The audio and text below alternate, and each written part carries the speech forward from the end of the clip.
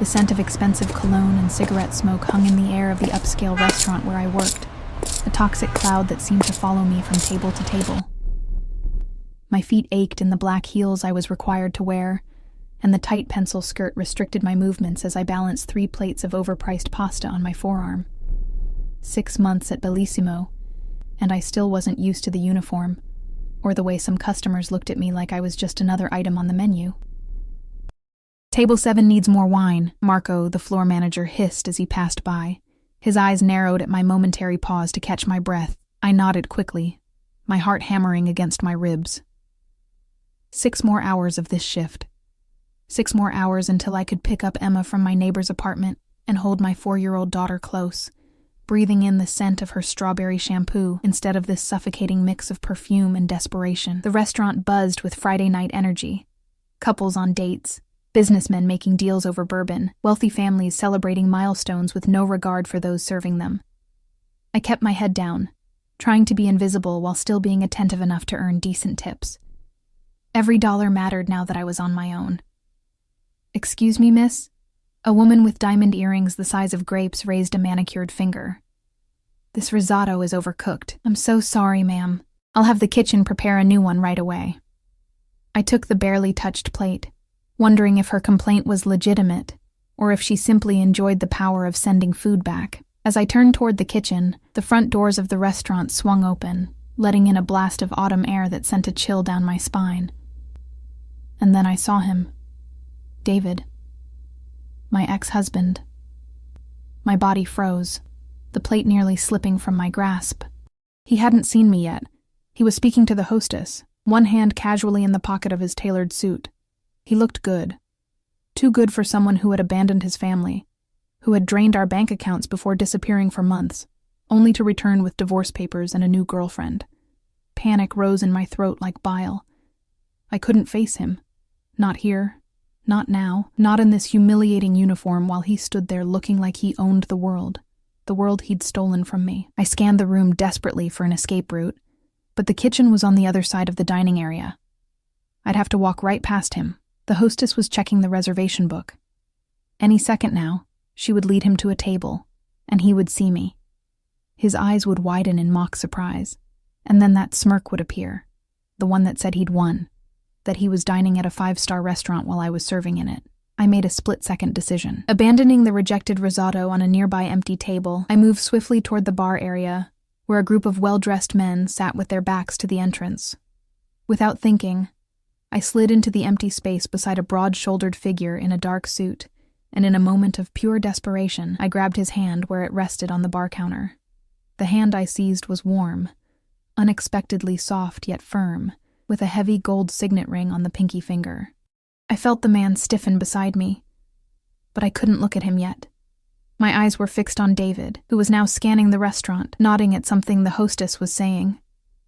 "I'm so sorry," I whispered urgently to the stranger whose hand I was clutching like a lifeline.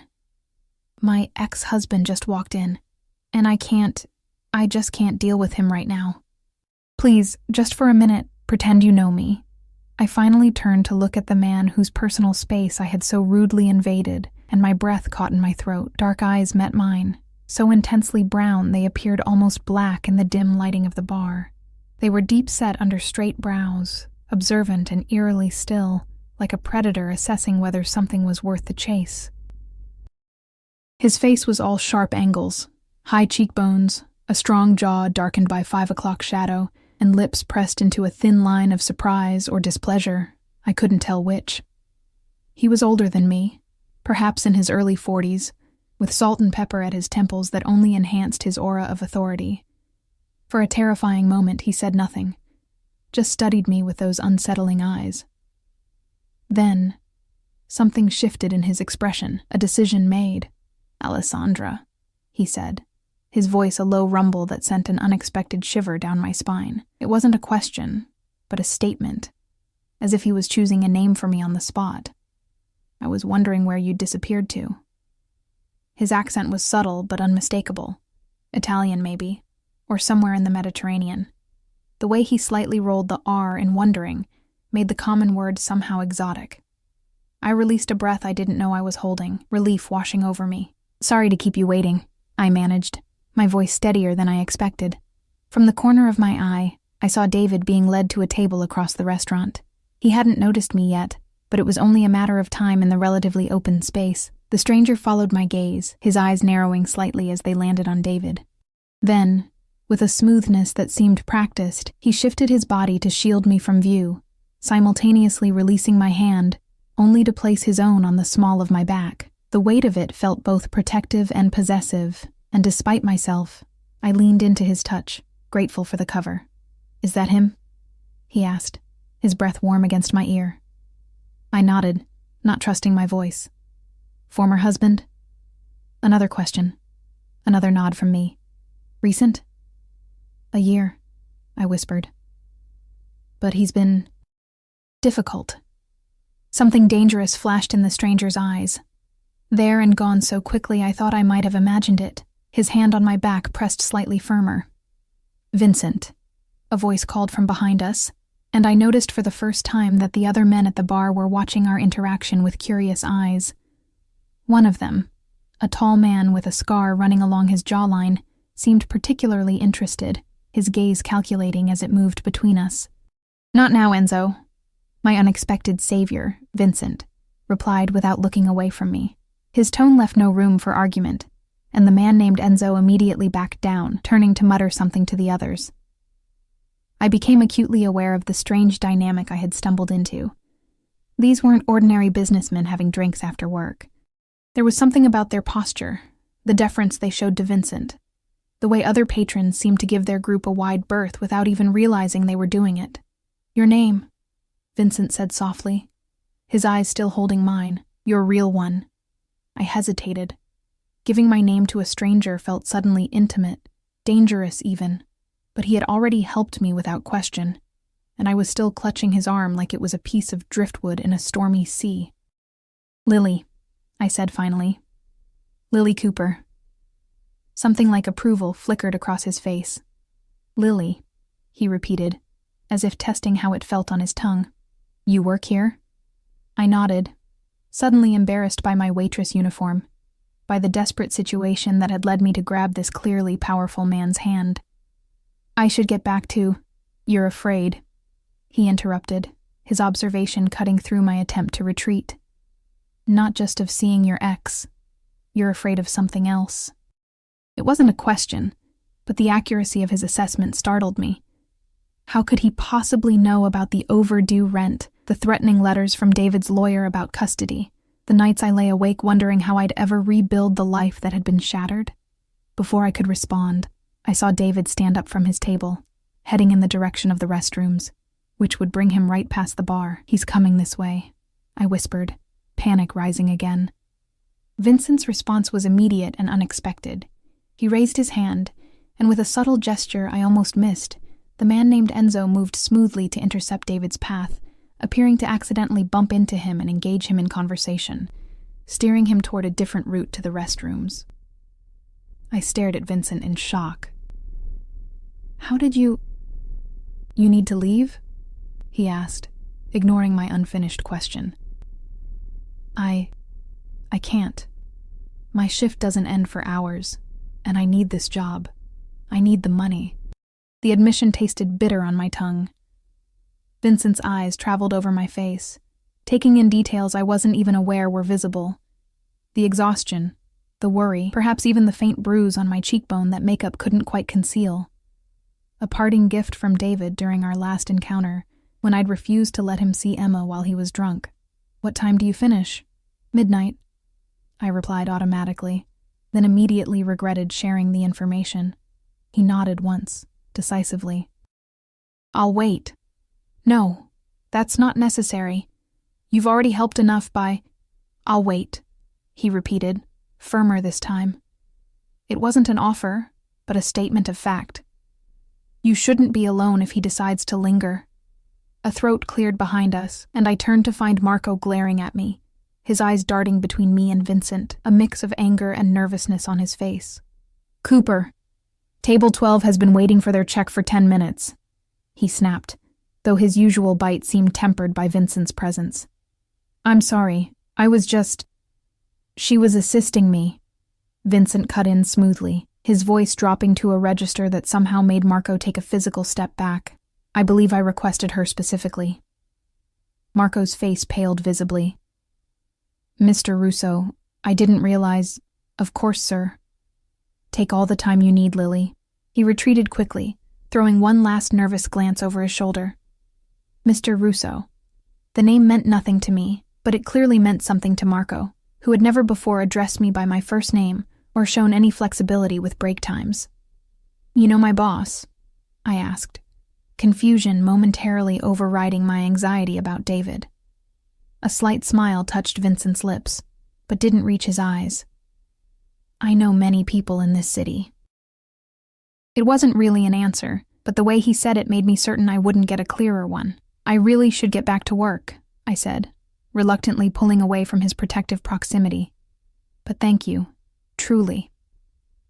Vincent reached into his suit jacket and pulled out a business card, pressing it into my palm. It was heavy, cream-colored cardstock, with just a name and phone number embossed in dark ink. Vincent Russo. If he approaches you, call this number immediately, he said, closing my fingers around the card. Anytime.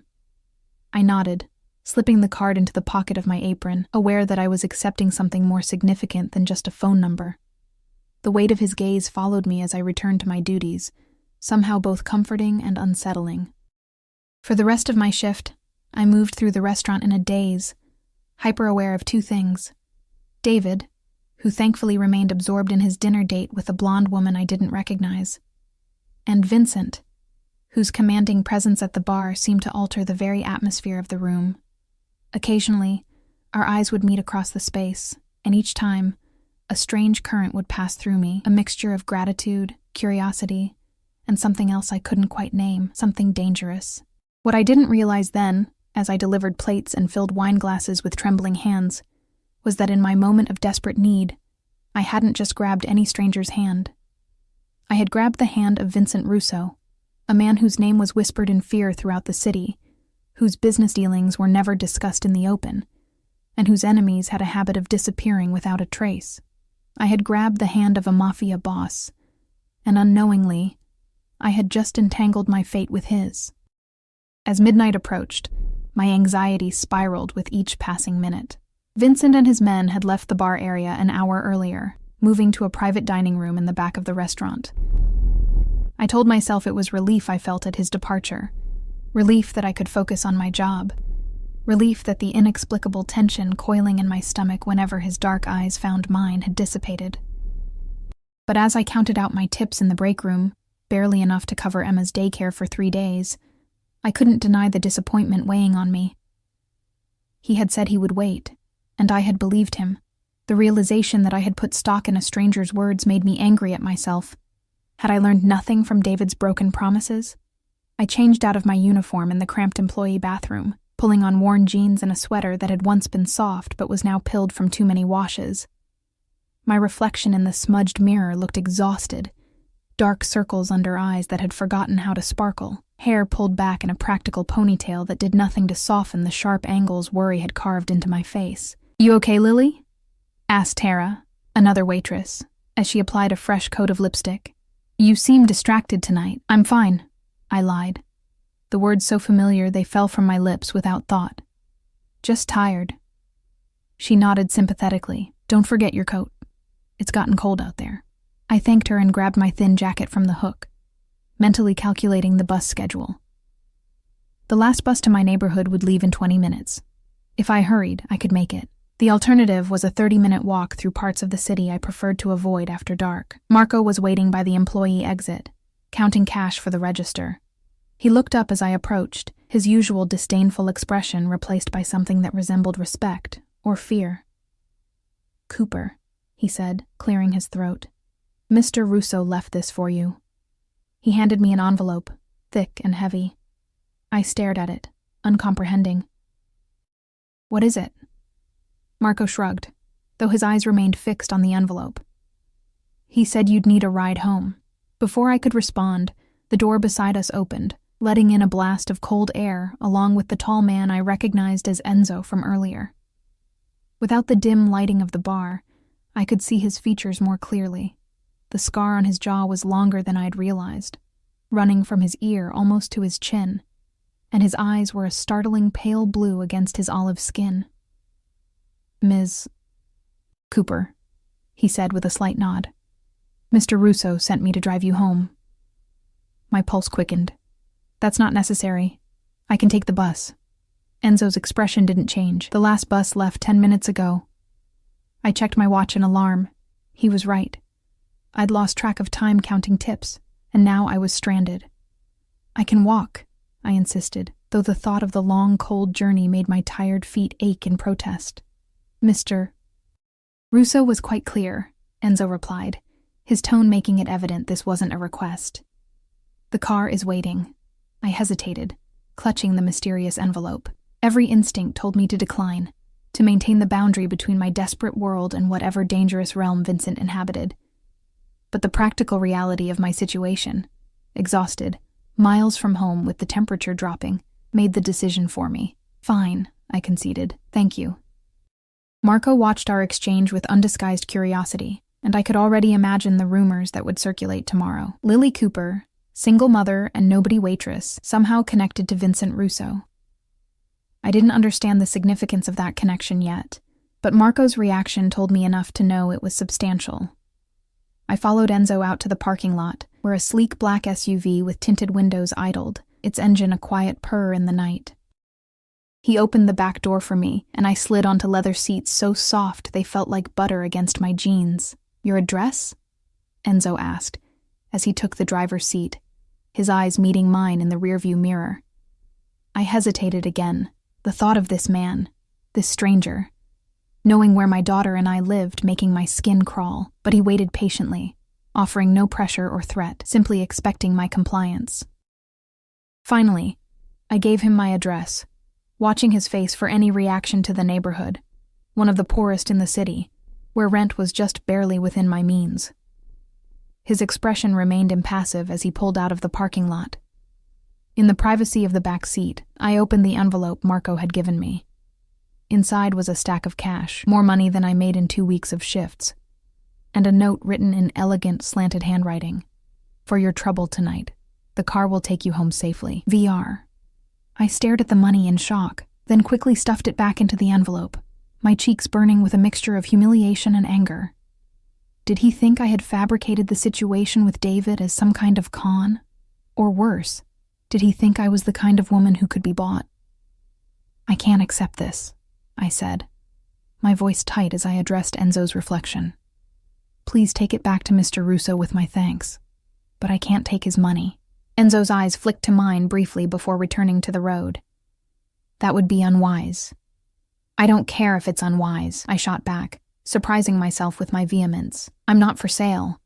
Something that might have been respect flickered across Enzo's stoic features. "Mr. Russo doesn't pay for people, Ms. Cooper. He compensates for inconvenience or rewards loyalty. The distinction matters to him." His words gave me pause. I thought of how Vincent had interfered when David was heading toward the bar, how he had somehow made Marco treat me with deference for the first time since I'd started working at Bellissimo. Why would he care about my inconvenience? I asked, more to myself than to Enzo. "That," Enzo replied after a moment of silence, "is a question I cannot answer." We drove the rest of the way in silence, the lights of the city sliding over us like ghostly fingers as we moved from the affluent downtown area to the increasingly dilapidated outskirts where I lived. When Enzo finally pulled up in front of my apartment building, a tired 5-story walk-up with graffiti decorating its lower walls, he stepped out to open my door with the same formal courtesy he might have shown to someone arriving at a gala. "Mr. Russo would appreciate if you kept the envelope," he said as I stepped out, the cold night air immediately seeping through my thin jacket. "Consider it a gesture of goodwill." I clutched the envelope, conflicted.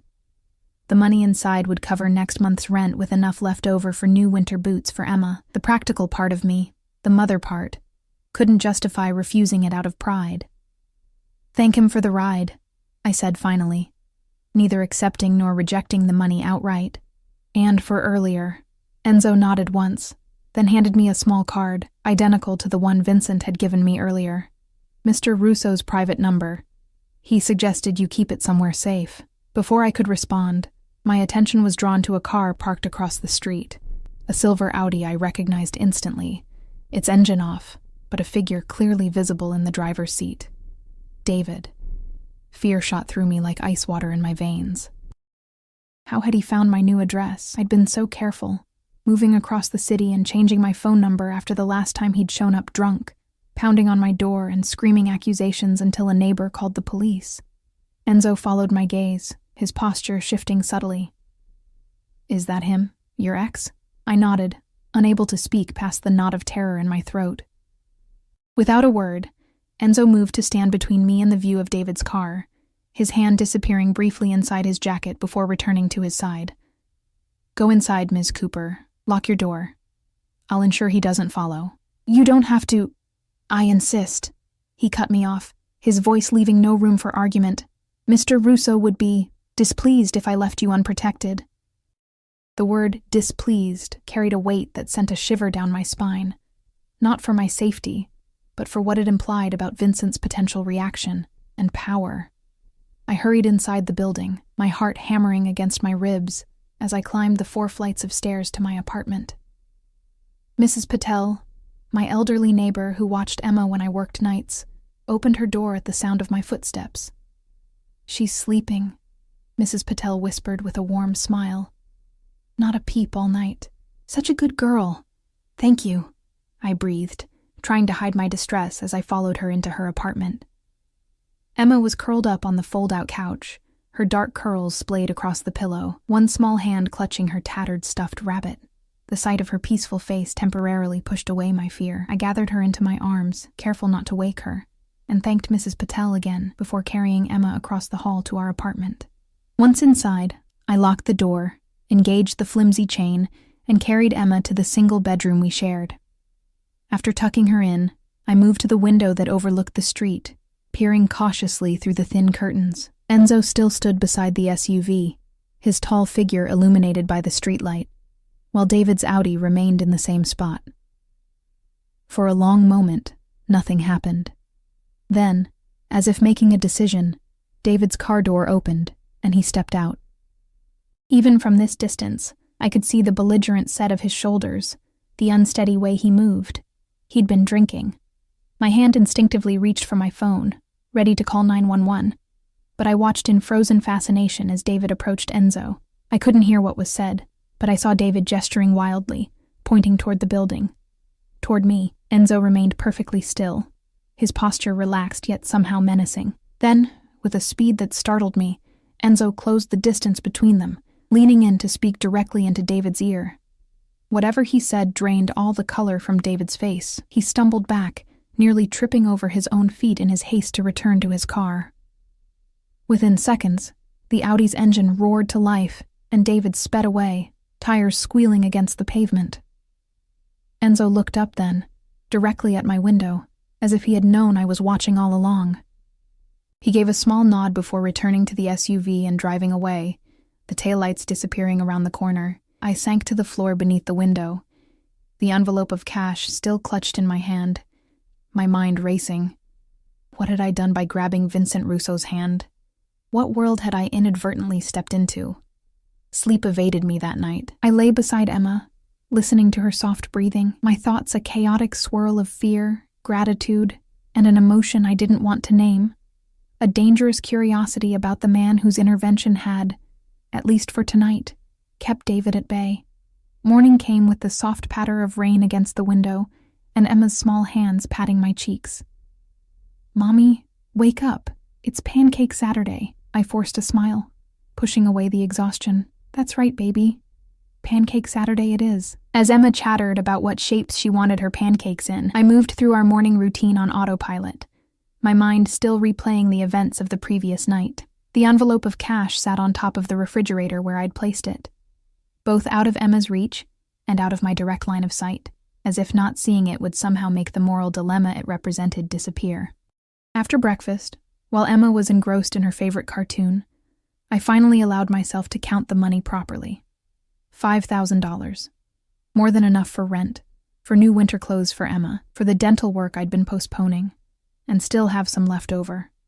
Money that could change everything, at least temporarily.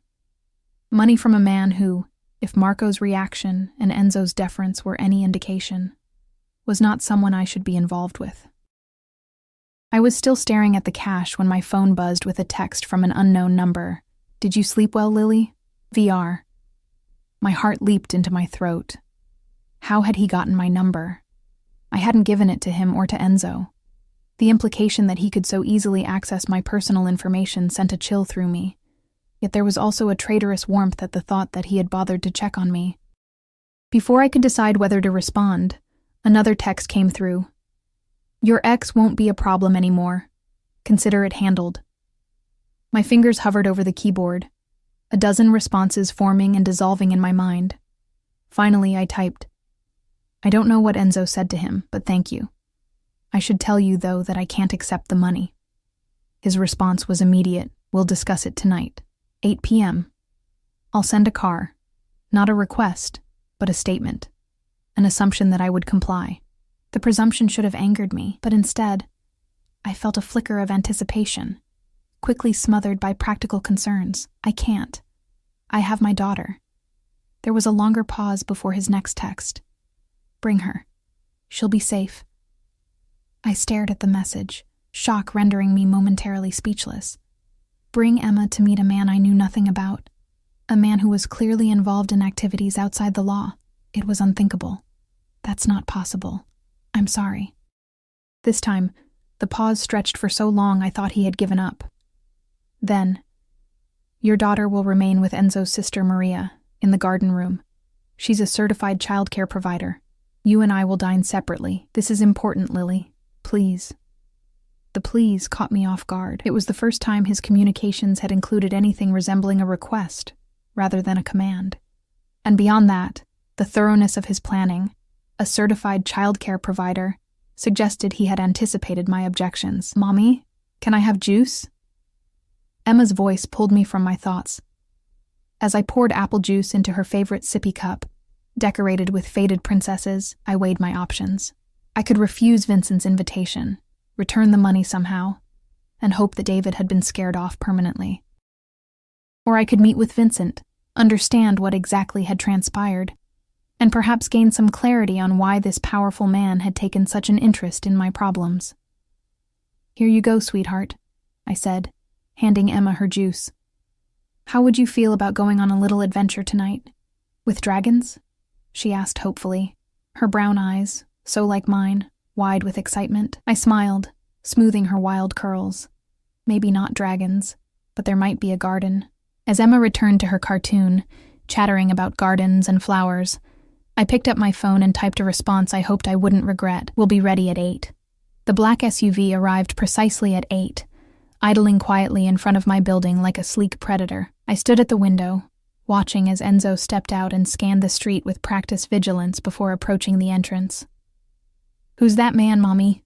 Emma asked, peering around my legs at the window. She was dressed in her nicest outfit, a purple corduroy dress with leggings, and the light-up sneakers she insisted on wearing everywhere. I'd spent an hour trying to tame her curls into 2 neat braids, my hands trembling slightly as I worked.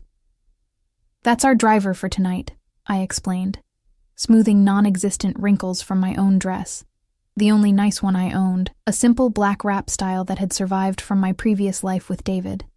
"Remember what I told you? We're going to have dinner at a special place." Emma nodded solemnly, clutching her stuffed rabbit closer. "And I'm going to play in a garden with a nice lady while you talk to your friend." Friend? The word felt wrong for whatever Vincent was to me. Savior? Threat? Both, perhaps. A sharp knock at the door made me jump. Emma ran to answer it before I could stop her, though she was still too short to reach the chain lock. "Emma, wait," I called, but she had already thrown the door open as far as the chain would allow. "Hello," she chirped up at Enzo, fearless in the way only children can be. "Are you the dragon?" To my surprise, Enzo's stern face softened almost imperceptibly. He crouched down to Emma's eye level, his massive frame folding with unexpected grace. "No dragons tonight, little one," he said, his voice gentler than I'd heard it before. "But I've been told there might be ice cream for good girls who listen to their mothers." Emma's eyes widened. "I'm a very good listener," she declared, then turned to me. "Aren't I, Mommy?" The best, I agreed, unlatching the chain with fingers that still wouldn't quite stop trembling. Emma, this is Mr. Enzo. Enzo, my daughter Emma. Enzo nodded at me, then returned his attention to Emma. It's a pleasure to meet you, Miss Emma. Shall we go? The car is waiting. Is it a princess car?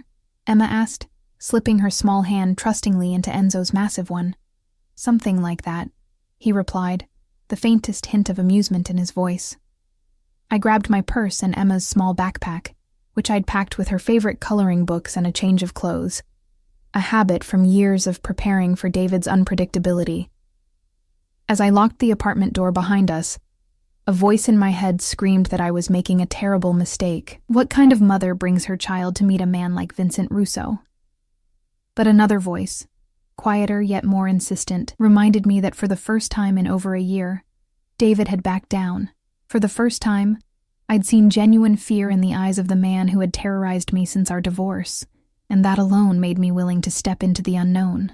The SUV was even more luxurious than I remembered, with plush leather seats and darkened windows that concealed the interior from outside eyes. Emma bounced excitedly as Enzo secured her in a booster seat that definitely hadn't been there the night before. "Look, Mommy! The seat has cup holders!" she exclaimed, exploring every feature with delighted fingers. I smiled at her enthusiasm while my own stomach twisted with anxiety. "Yes, baby. Very fancy." Enzo closed our doors and took his place in the driver's seat. "Mr. Russo is looking forward to seeing you again, Ms. Cooper," he said, his eyes meeting mine briefly in the rearview mirror.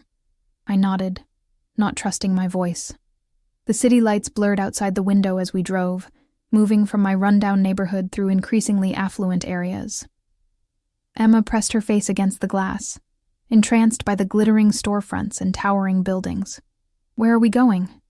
I finally asked, as we turned onto a tree-lined avenue in the city's most exclusive district. "Mr. Russo's residence," Enzo replied simply. "His residence. Not a restaurant or public place, but his home." The intimacy of the invitation wasn't lost on me, nor was the vulnerability it created. In a restaurant, I could walk out if needed. A private home offered no such escape. We pulled up to a gated property set back from the street, surrounded by a high stone wall covered in flowering vines. A security guard stepped forward, examined the car, then nodded to Enzo, before the wrought iron gates swung open silently. The driveway curved through manicured gardens before revealing a house that took my breath away. A modern mansion of glass and stone, its windows glowing with warm light against the darkening evening sky. It wasn't ostentatious like some of the neighboring properties, but its quiet elegance spoke of immense wealth and refined taste. "Wow," Emma whispered, her eyes wide. "Is this where the king lives?" A lump formed in my throat. "Something like that, sweetheart." Enzo parked at the front entrance, where stone steps led up to massive double doors. Before he could exit to open our doors, one of them swung open and a woman emerged, petite with olive skin and dark hair pulled into a neat bun. She wore simple black pants and a crisp white blouse, her only adornment a delicate gold cross at her throat. "You must be Lily," she said warmly as Enzo helped us from the car. "And this beautiful girl must be Emma. I'm Maria." Her accent was similar to Vincent's but slightly stronger, her words musical and flowing. Emma, suddenly shy, pressed against my leg, but offered a small wave. "It's nice to meet you," I said, extending my hand. "Thank you for watching Emma tonight." Maria took my hand in both of hers, her touch warm and reassuring. "It's my pleasure. Vincent told me she's a special little girl." She crouched down to Emma's level. "I have a garden room with flowers that light up at night, and there's a special teddy bear waiting who needs a friend. Would you like to meet him?" Emma's shyness evaporated instantly. "Yes, please. Can I, Mommy?" I hesitated, still uncertain about separating from my daughter in this unfamiliar place. Maria seemed to sense my concern. "The garden room is just through there," she said, pointing to a glass-walled space visible from the entrance hall. "You can see us the entire time, and there are security cameras in every corner.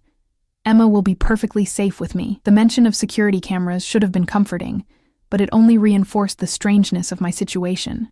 What kind of life required such constant surveillance? Go ahead, baby, I said finally, bending to kiss Emma's forehead.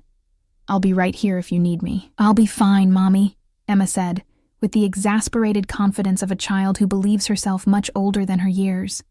You go talk to your friend now. She skipped off with Maria, chattering about light-up flowers and teddy bears, leaving me standing in the vast entrance hall with Enzo, who cleared his throat. Mr. Russo is waiting in the library. This way, please. He led me through the house, each room we passed more impressive than the last. Soaring ceilings, museum-quality artwork, furniture that managed to be both clearly expensive and genuinely comfortable looking. Nothing ostentatious or gaudy, just quiet, confident wealth. We paused outside a set of wooden double doors, intricately carved with a pattern of leaves and vines. Mr. Russo values his privacy, Enzo said, his voice low. What you see and hear tonight should remain between you and him. It wasn't quite a threat, but the message was clear. I understand, I replied, though I wasn't sure I did. Not really. Enzo nodded, apparently satisfied, and opened one of the doors, gesturing for me to enter. The library was breathtaking. 2 stories of bookshelves reaching toward a coffered ceiling, a spiral staircase of wrought iron connecting to a balcony that circled the upper level. A fire crackled in a stone fireplace at one end, casting dancing shadows across leather-bound volumes and illuminating the man who stood before it. Vincent Russo turned as I entered, and my heart stuttered in my chest. Outside the dim lighting of the restaurant, he was even more striking, tall and broad-shouldered in a charcoal suit that fit him perfectly. His dark hair combed back from a face that belonged on ancient Roman coins. Power radiated from him like heat from the fire, invisible but undeniable. Lily, he said, my name in his accented voice sending an unexpected shiver down my spine. Thank you for coming. The door closed behind me with a soft click, and I suddenly felt very alone, very far from the world I knew. Your home is beautiful, I said, because it seemed safer than asking any of the questions burning in my mind. A slight smile touched his lips. Thank you. Would you like a drink? Wine, perhaps? I shook my head. I need to keep a clear head, for Emma. Something like approval flickered in his dark eyes. Of course. Please, sit. He gestured to a seating area near the fire, 2 leather armchairs with a small table between them. I perched on the edge of one, my back straight, hands folded in my lap to hide their trembling. Vincent took the other chair, his movements fluid and controlled. Up close, I could see faint lines at the corners of his eyes, a thin scar above his right eyebrow, details that humanized his otherwise intimidating perfection. You're afraid, he observed, just as he had in the restaurant. You don't need to be. Not of me. I don't even know you, I said, finding my voice at last. But I know enough to understand that you're not just a businessman, Mr. Russo. Vincent, he corrected gently. And no, not just a businessman. But tonight, I'm simply a man having dinner with a beautiful woman who interests him. Heat rushed to my cheeks at his directness. Why? Why would someone like you be interested in someone like me? He studied me for a long moment, his gaze intense but not unkind. Someone like you, he repeated thoughtfully. A strong woman raising a child alone, working multiple jobs, surviving despite every obstacle. You underestimate your worth, Lily Cooper. The words were like a physical touch, stirring something long dormant within me. After years of David's constant belittlement, of being made to feel worthless and replaceable, Vincent's assessment left me speechless. He leaned forward slightly, his elbows on his knees. Last night, when you grabbed my hand, you did something no one has done in a very long time. What's that? I asked, barely above a whisper. You surprised me. His smile was small, but genuine. In my world, surprise is rare. People are predictable, driven by greed, fear, ambition, but you acted on pure instinct, with no calculation. It was refreshing. I didn't know how to respond to that, so I changed the subject. What did Enzo say to David last night? Whatever it was, it worked. I've never seen him back down like that. Vincent's expression hardened, the warmth vanishing so completely it was as if it had never existed. He told your ex-husband that if he ever approached you or Emma again, there would be consequences he couldn't imagine.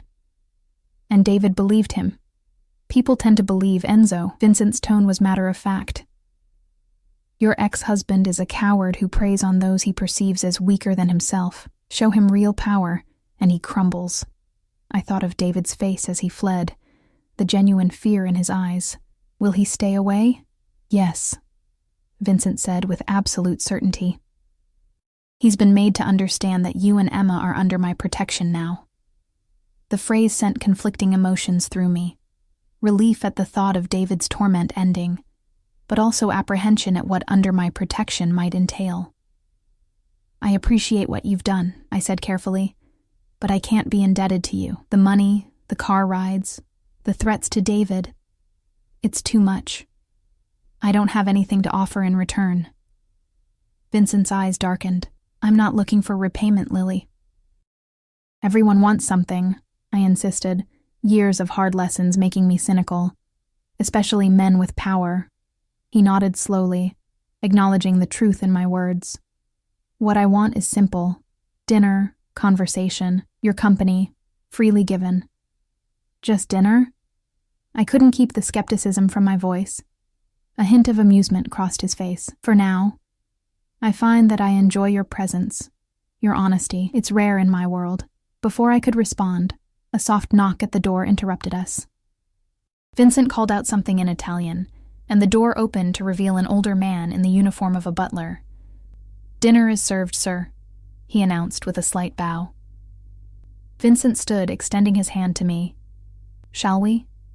I hesitated only briefly before placing my hand in his, allowing him to lead me from the library. We passed through a formal dining room with a table that could seat 20, but Vincent guided me instead to a smaller, more intimate space.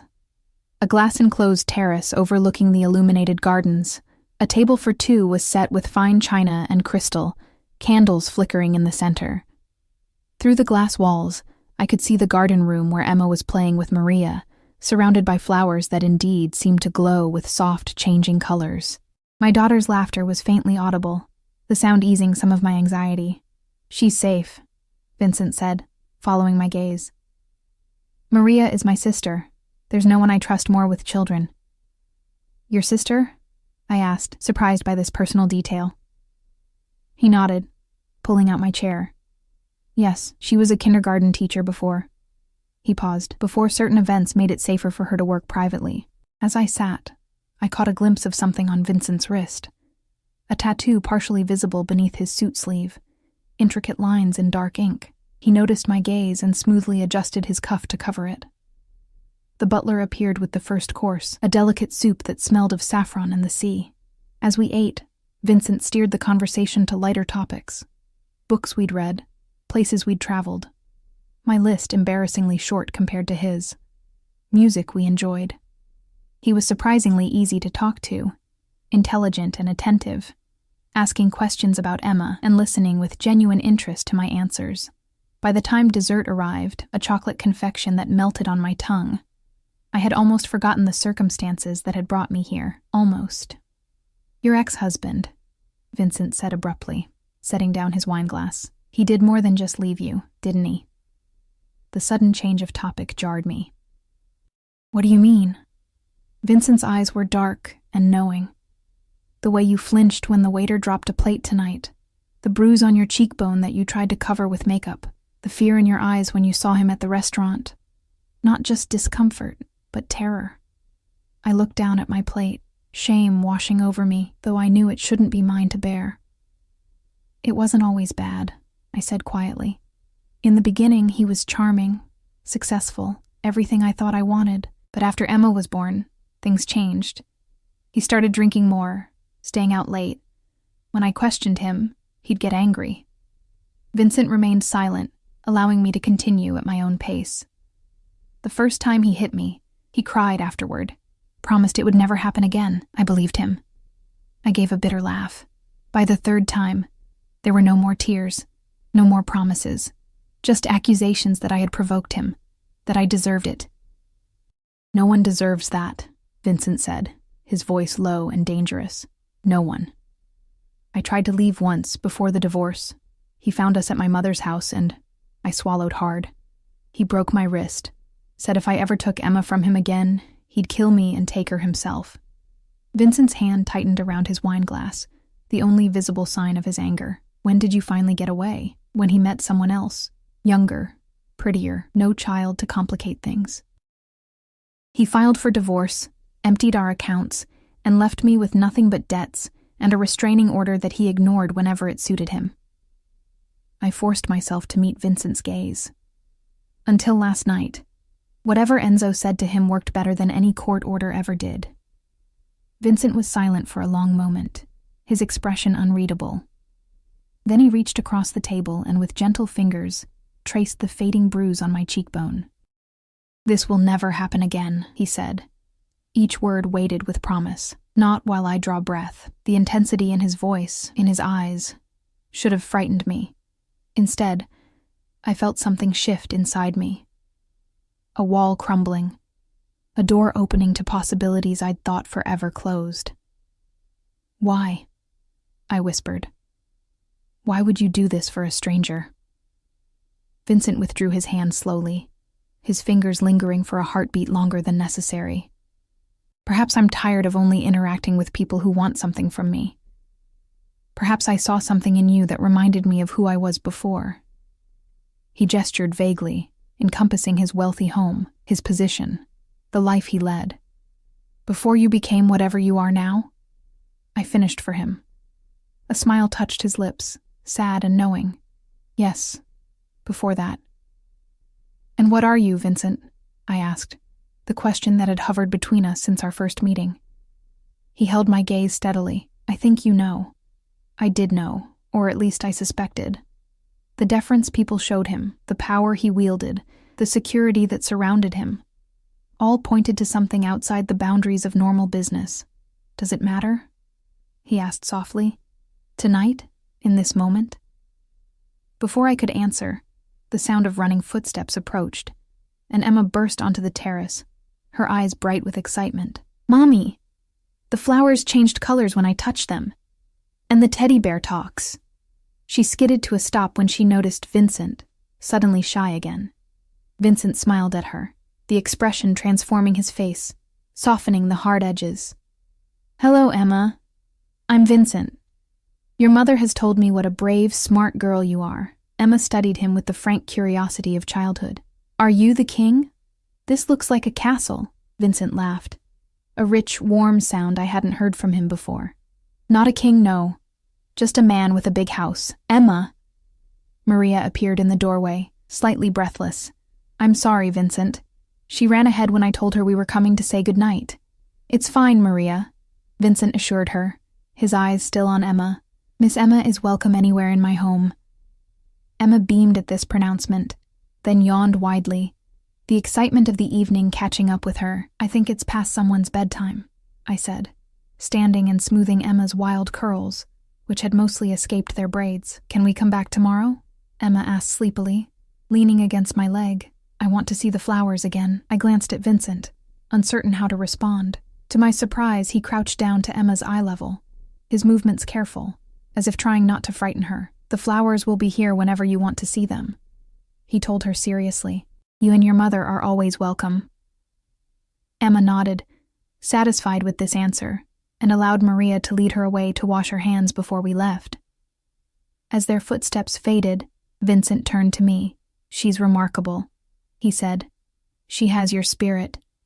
"Thank you," I replied, warmth spreading through my chest at his praise of my daughter. "She's everything to me." Vincent nodded, understanding in his eyes. "Family is everything," he agreed, and something in his tone suggested he meant this as more than just a platitude. As we walked through the house toward the entrance, Vincent slightly ahead of me, I noticed for the first time a subtle limp in his gait. Barely perceptible, but there if you were looking closely. Another humanizing detail about this enigmatic man. At the door, Emma was already half asleep in Maria's arms. Vincent instructed Enzo to bring the car around, then turned to me. "I'd like to see you again, Lily." he said, his voice low enough that only I could hear. Not out of obligation or gratitude, just you and me, getting to know each other better. I should have said no.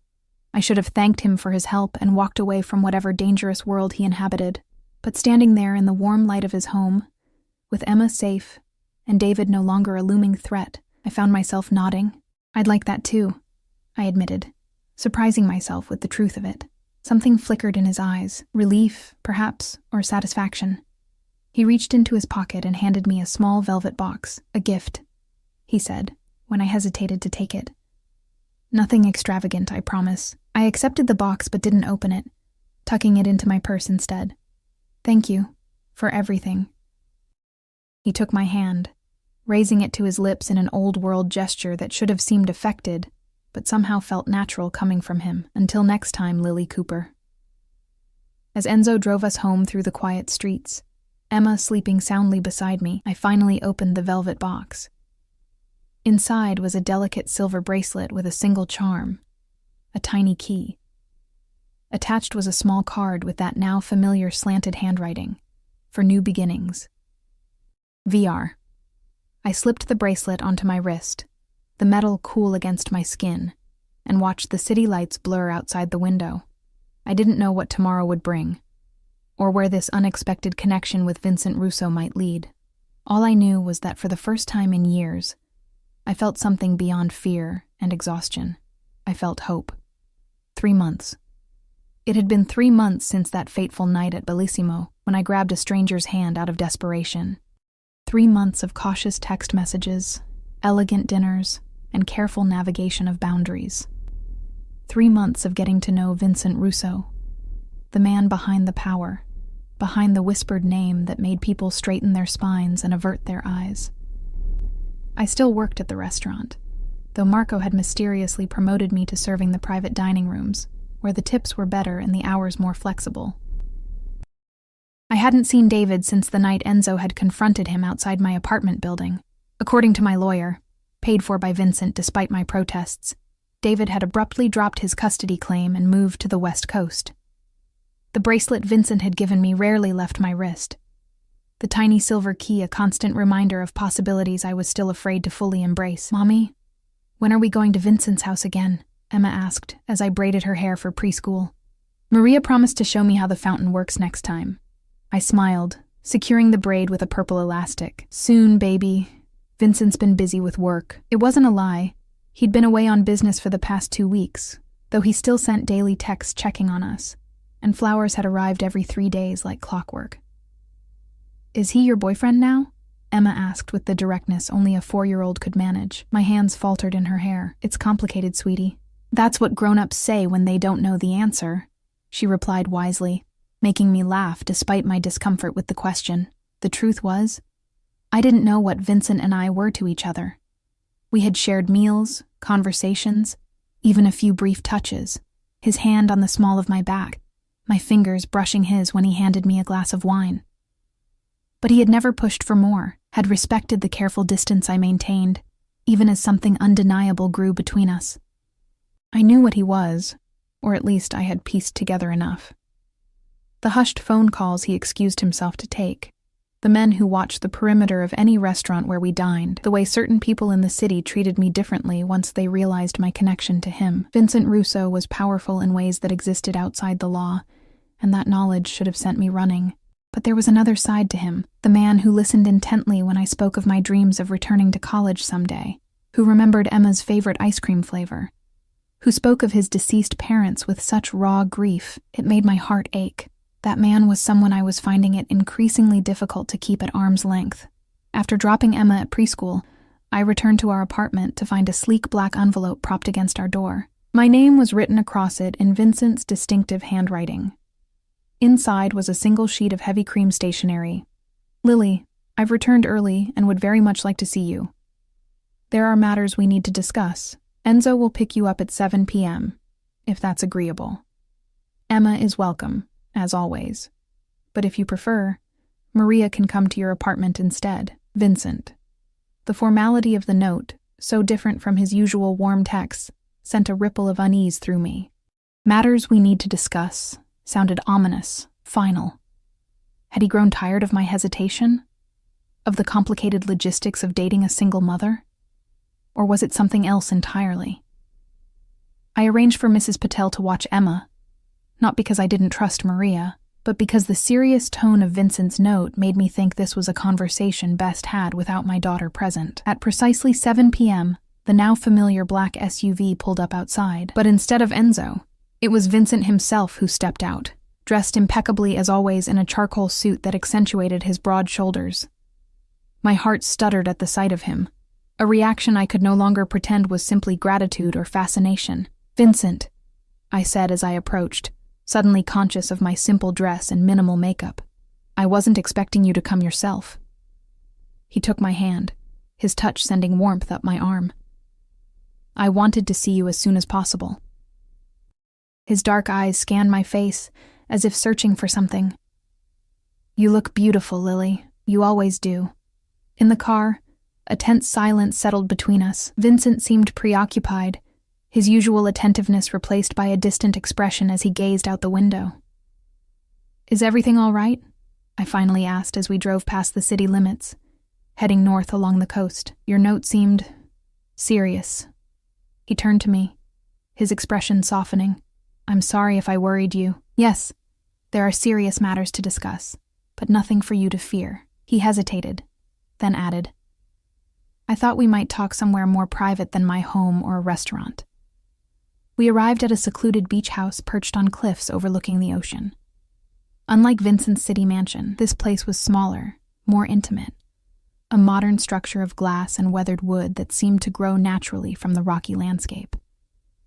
"This is beautiful," I said, as he led me inside, where a fire already burned in a stone hearth. Floor-to-ceiling windows framed the darkening sky and the restless sea below. "It was my mother's favorite place," Vincent said quietly. "I come here when I need to think, to remember who I am beneath everything else." The personal revelation touched me. Vincent rarely spoke of his past, and each small glimpse felt like a precious gift. He poured 2 glasses of wine and gestured for me to join him on a low couch facing the windows. As I sat, the bracelet he'd given me caught the firelight, the little key gleaming. "You wear it," he observed, a note of pleasure in his voice.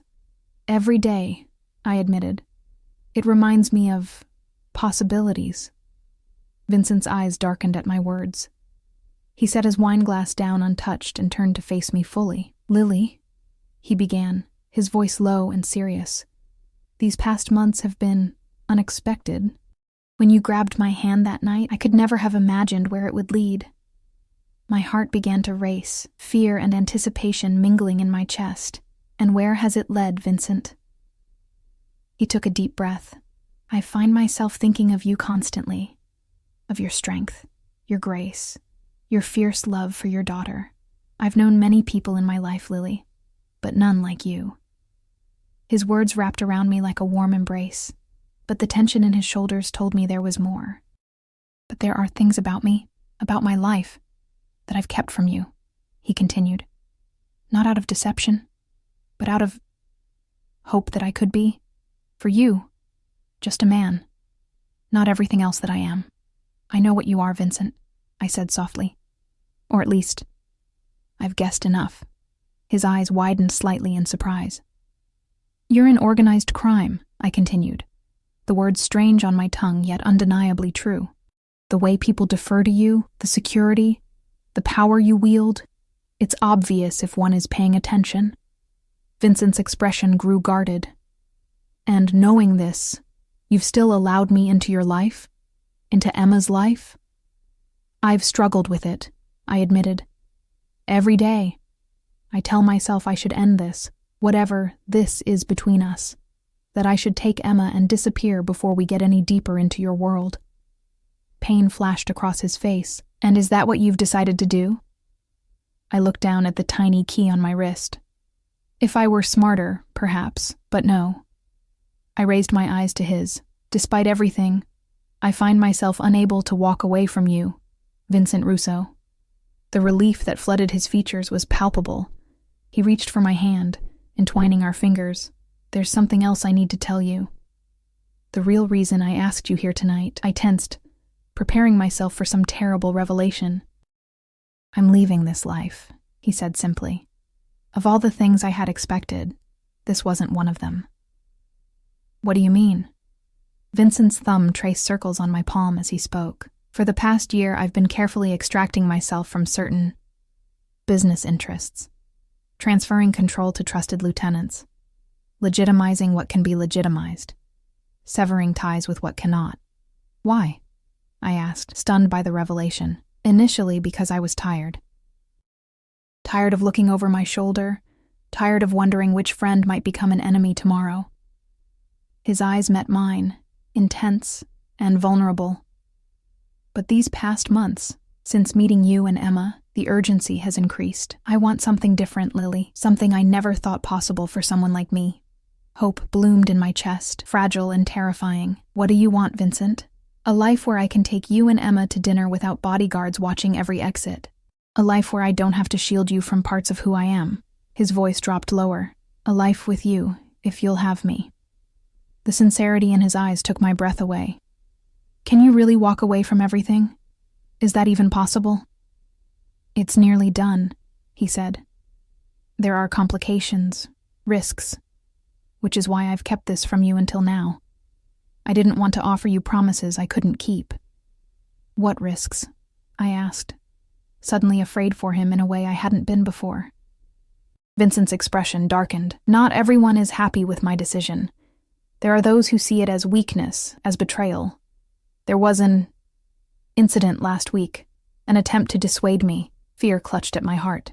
Were you hurt? No, he assured me quickly. But it's why I came back early, why I needed to see you, to make sure you and Emma were safe, and to ask you something important. He shifted, reaching into his pocket to withdraw a small box, similar to the one that had held the bracelet, but smaller still. My breath caught in my throat. I'm not offering marriage, not yet, he said, correctly reading my expression. That would be presumptuous, given all that remains unresolved. But I am offering a promise. He opened the box to reveal a ring. Not a diamond, but a deep blue sapphire set in platinum, elegant and understated. This was my grandmother's, Vincent explained. She gave it to me before she died and told me to give it only to a woman of true strength and courage. His eyes held mine, intense and earnest. I can think of no one who embodies those qualities more than you, Lily. Vincent, I whispered, overwhelmed by the gesture and all it implied.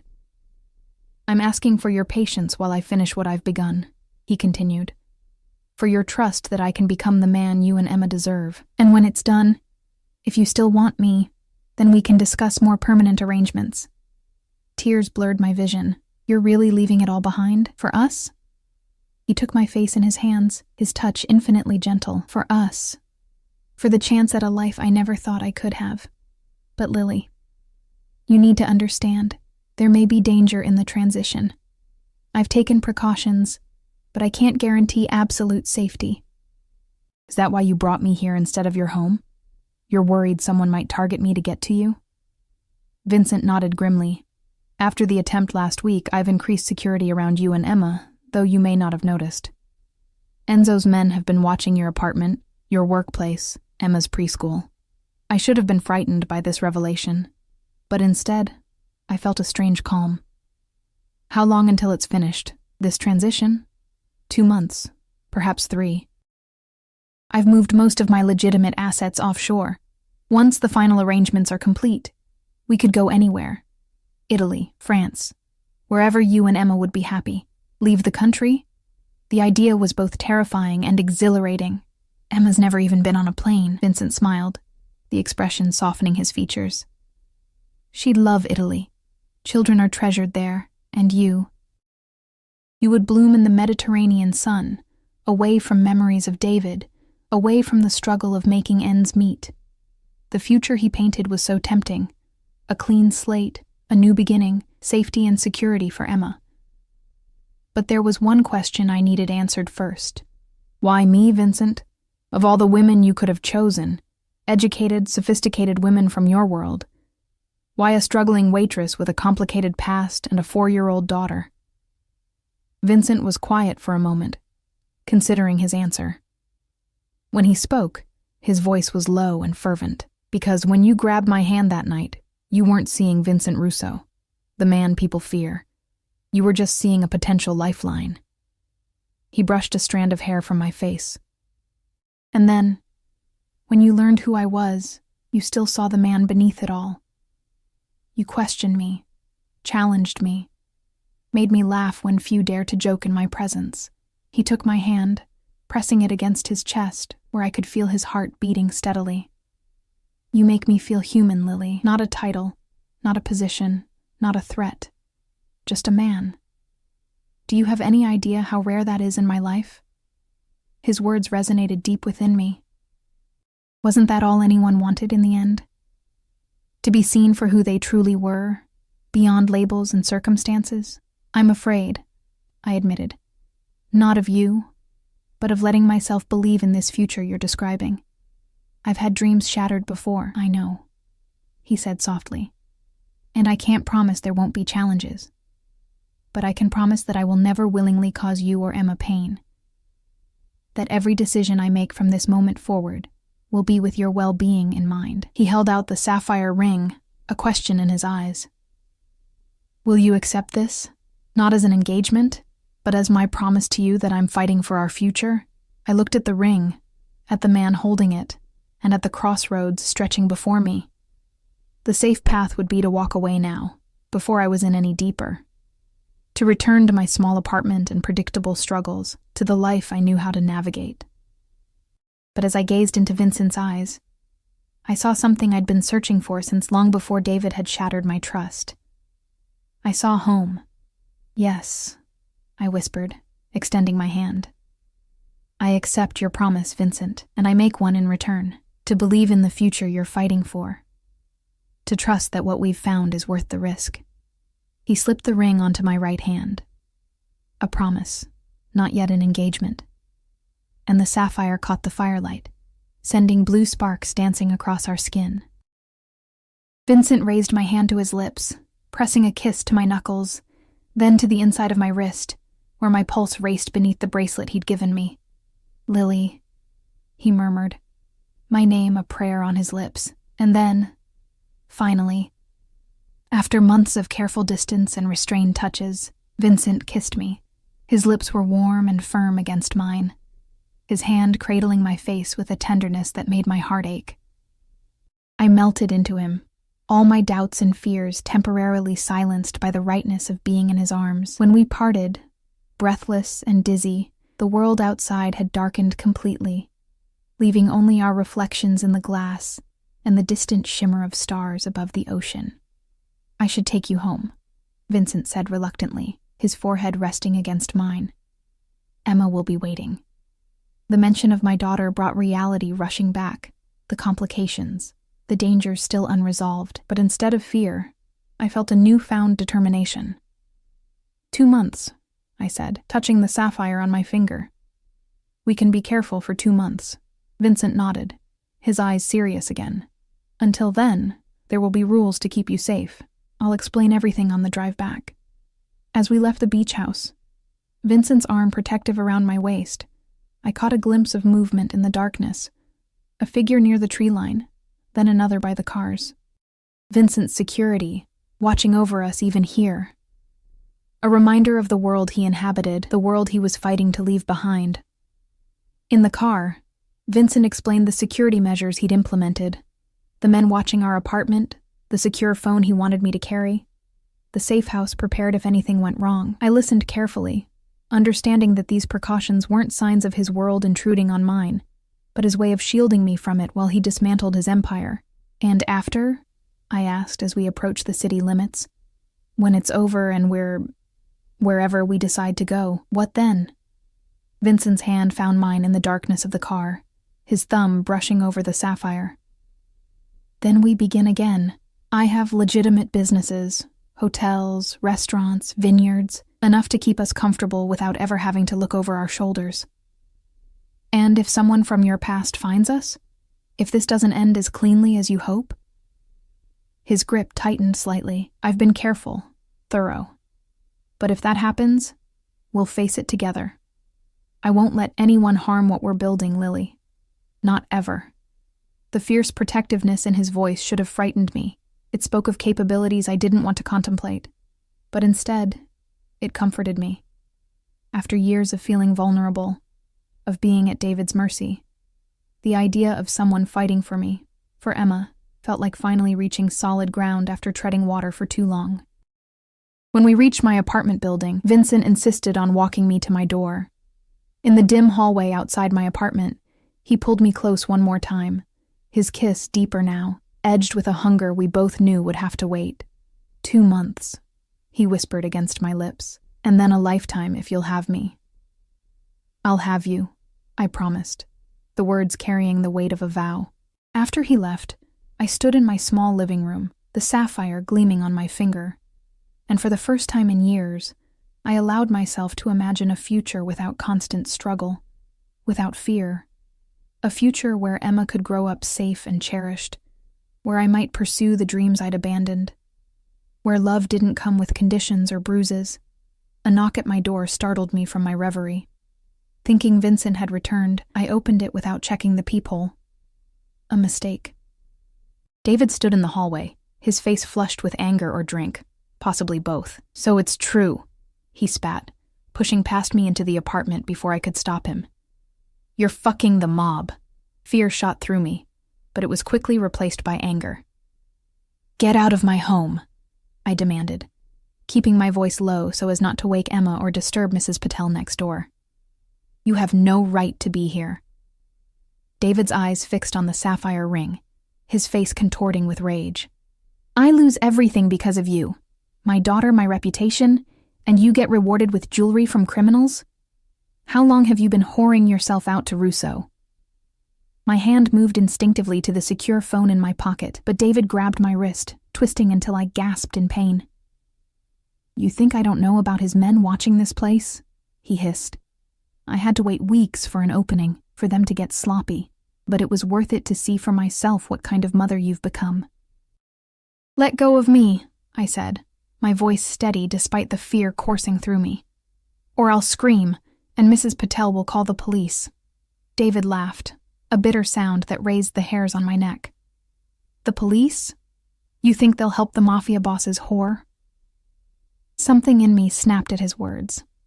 After months of growing stronger, of learning my worth through Vincent's eyes, I refused to cower before David any longer. "I am not afraid of you," I said, each word precise and clear. "Not anymore."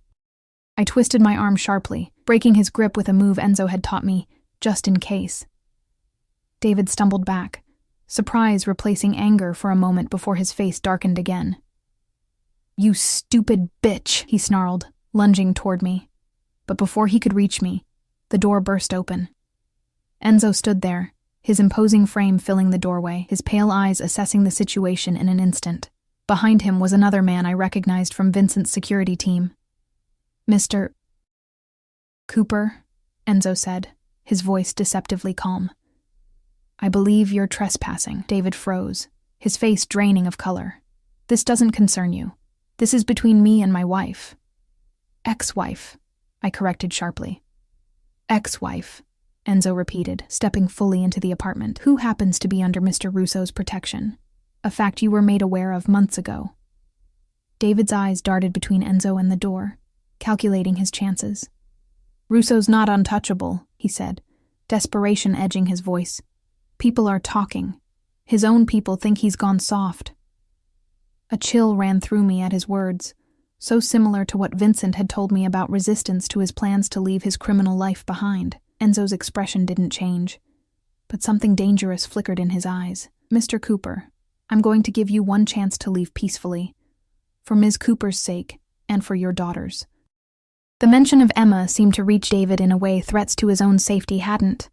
He glanced toward her bedroom door, then back at me, conflict evident in his face. "She deserves better than this life," he said, and I couldn't tell if he meant me or Emma. "Better than him. That's not for you to decide anymore," I replied quietly. "Please leave, David. Don't make this worse than it already is."